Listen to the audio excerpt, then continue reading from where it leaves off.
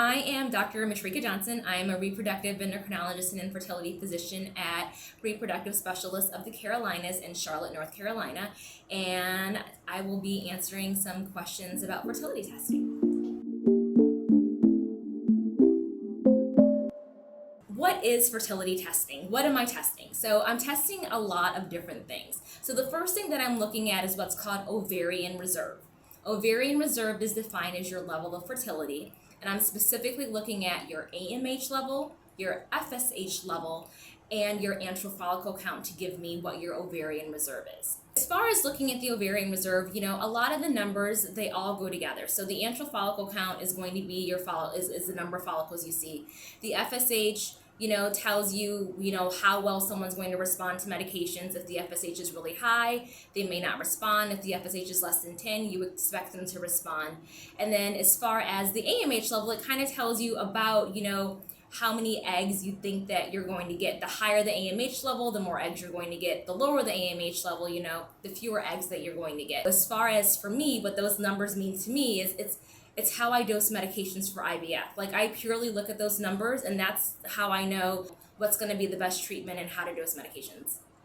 The menstrual cycle is a very predictable thing. It's divided up into two phases. The first phase is the follicular phase. The second phase is the luteal phase. So we usually do testing in the follicular phase because that is when your hormones are baseline. And so technically that's done sometime between cycle day 2 and cycle day 6. And we do it at that time because we know that the estrogen levels are low, and so your FSH level at that point should be, what it normally is going to be at that time. So that's why we pick that sweet spot, of cycle day 3 to go ahead and look at those labs. AMH, everyone comes to me and they say, I want to know what my AMH is. My girlfriend told me to get my AMH checked. So AMH stands for anti-Mullerian hormone, and I will tell you that, as a fertility physician, it is probably one of the single most important tests that I do.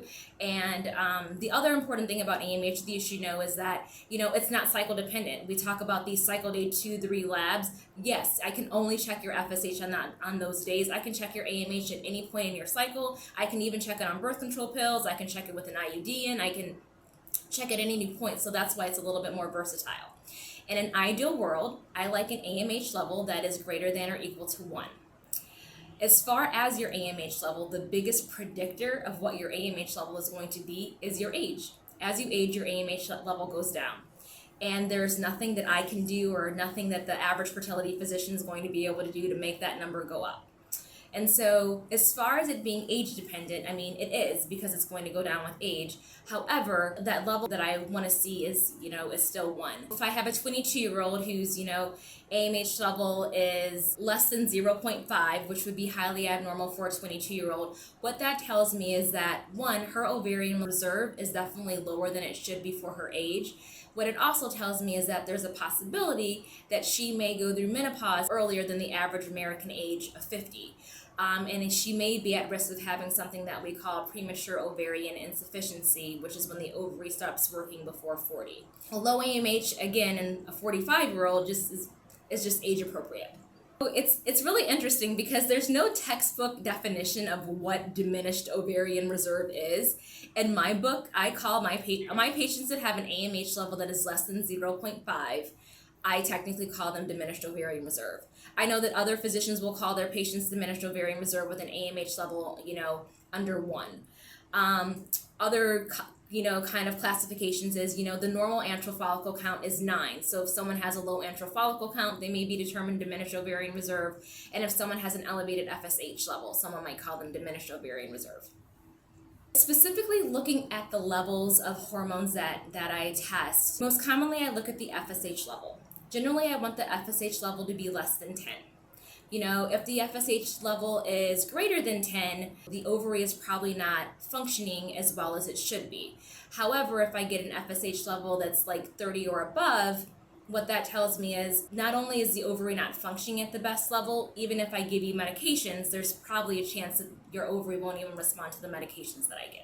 When you're looking at, kind of the other hormones that we test, because we look at an FSH, we look at an LH, and we look at an estrogen level, or what we call an E2. So honestly, the only reason we check those things is to make sure that they're all baseline. In order to properly interpret an FSH level, the estrogen level has to be less than 80. And so I'm not really looking to see there's not a good estrogen level or a bad estrogen level. I'm only checking your estrogen to know that the measurement of your FSH is accurate. If I check your FSH level and it's 9, but your estrogen level is 120, then that tells me that that day wasn't good for you and that FSH level isn't your true baseline FSH level.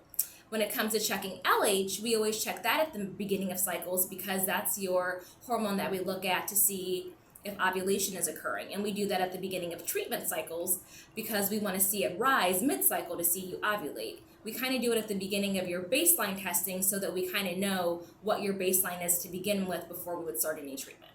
The next thing that I'm looking at is your uterus and your tubes. That's going to be tested by an HSG, or the full name of that is going to be a hysterosalpingogram. As far as getting an HSG done, generally it needs to be done sometime between cycle day 5 and 12. And that way, if there is a small polyp in the cavity, we'll see it. If there's a small fibroid, we'll be able to see it better. And if there's just any other abnormalities in the uterus, we'll be able to see it better with the thinner lining.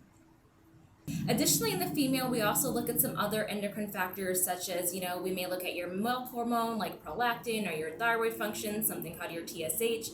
And then just whatever I get in your history, there may be some other things that I might look for. Thyroid function and fertility is like a slippery slope. And if you read 5, scholarly articles, it'll tell you that your thyroid has to be perfect in order for you to conceive. And if you read a different 5, it'll tell you that thyroid function doesn't affect it. I'm probably in the camp that I feel like your thyroid function does affect it. So for me, I want all my patients to have a TSH level that is less than 2.5. If they have a TSH level that is greater than 2.5, then I will usually put them on Synthroid. Additionally, I tell them, if you go see your PCP, your primary care physician is going to say your thyroid is fine. I don't know why this fertility doctor put you on these medications. And I will usually give them a diagnosis of what I call subclinical hypothyroidism, meaning that the TSH is a little bit high. That said, their T4 is completely normal and there are no, TPO antibodies or anything there.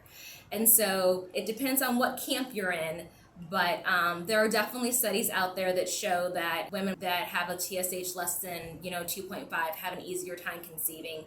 There are also studies out there that say no, but there's no studies out there that say that Synthroid hurts. So that is why I use it. I want their thyroid to be normal prior to pregnancy. So if it's someone doing an IUI treatment, then I'm going to want it done before they start. If it's someone who's doing IVF, I'm okay with their thyroid function not being, perfectly euthyroid at the time of their IVF cycle, but I am going to want them to be less than 2.5 by the time they get to their embryo transfer. As far as recommending IVF over IUI, there are a couple instances that I recommend it. I would say the most frequent time that I recommend it is for women that are between the ages of 38 and 42. There is a study out there that looked at women between the ages of 38 and 42 called the ForT trial. And basically what it showed is that if you were between the ages of 38 and 42, doing IVF is the most effective way to pregnancy. And by skipping IUIs and going straight to IVF, it's the quickest way to pregnancy. As far as other reasons to do IVF first, if someone had, bilateral blockages of their tubes, that would be another reason why. If someone has diminished ovarian reserve or a lower ovarian reserve, I would recommend moving first to IVF. If someone has a low sperm count or a low sperm motility, those are other times that I would recommend moving straight to IVF. Got it. Final answer.